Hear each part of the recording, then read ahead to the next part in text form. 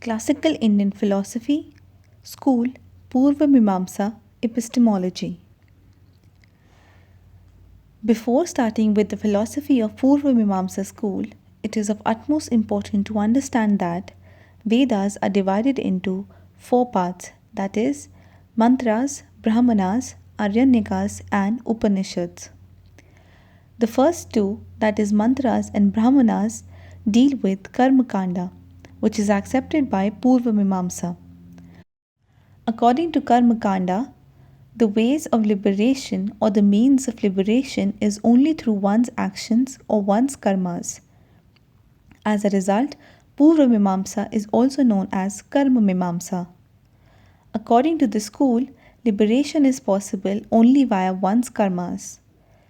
On the other hand, according to Jnana Kanda, liberation is only possible via Jnana, which means knowledge. This is accepted by Advaita Vedanta school by Shankara. The founder of Purva-Mimamsa school is Jaimini. Jaimini accepts three pramanas or sources of knowledge, namely perception, inference, and verbal testimony. The name of the major literature belonging to the school is called Mimamsa Sutra. The epistemological concept of Shruti. The main aim of Purva-Mimamsa school is to ascertain the nature of Dharma. Dharma, according to them, cannot be apprehended via the senses because it does not have a physical existence. As a result, the pramanas such as inference or anumana, comparison or upamana, etc., are of no use, for they all presuppose the work of perception or pratyaksha. Dharma or the knowledge of Dharma is only possible through the Vedas by the means of Shruti. Vedas deal with the acts of duties which are called the acts of Dharma, or the precise duties or actions which lead to beneficial results for the performer. According to Jaimini, Vedas are eternal in nature, for the words they are composed of are eternal. In other words, the relation between the words of Vedas is natural and it is not created by convention. So, Vedas manifest their own reality and validity.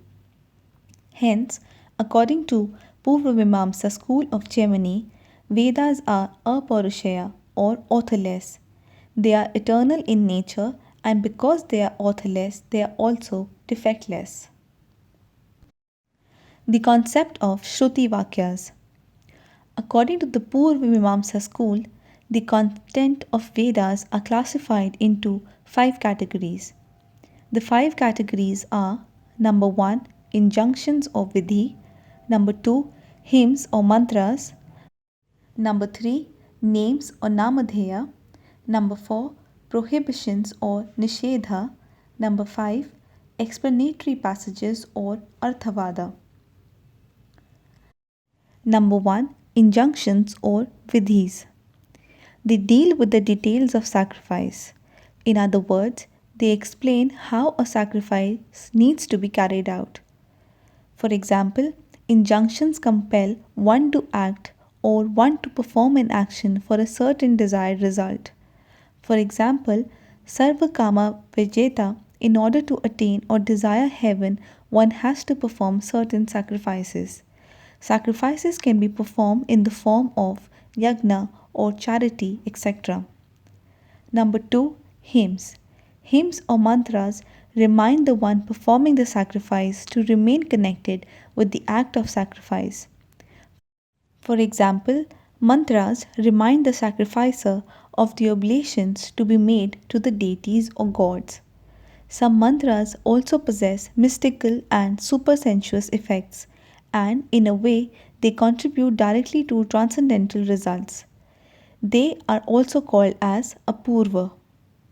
Number 3, names. Names or namadheya deals with the result or the conclusion of the actions that are to be obtained from performing the act of sacrifice. This basically deals with the results or the fruits of the actions which one will attain. Number 4, prohibitions. Prohibitions are only injunctions or vidhis in disguise. They basically deals with those actions which are totally prohibited. They are not to be performed under any circumstance. Number 5. Explanatory passages. Explanatory passages are those sentences which deal with either the praise of the things enjoyed or prashansa, or contain things to be prohibited or things to be refrained from totally, or ninda.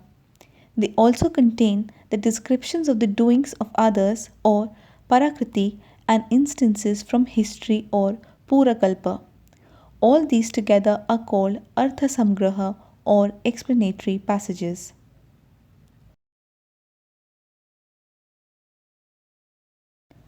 Explanation to question 1 is: according to the school Purva-Mimamsa, the contents of the Vedas are classified into 5 categories. The 5 categories are injunctions or vidhi, hymns or mantras, names or namadheya, prohibitions or nishedha, and explanatory passages or arthavada. Explanation of question 2. Injunctions or vidhis deal with the details of the sacrifice. Injunctions compel one to act or to perform an action for a certain desired result.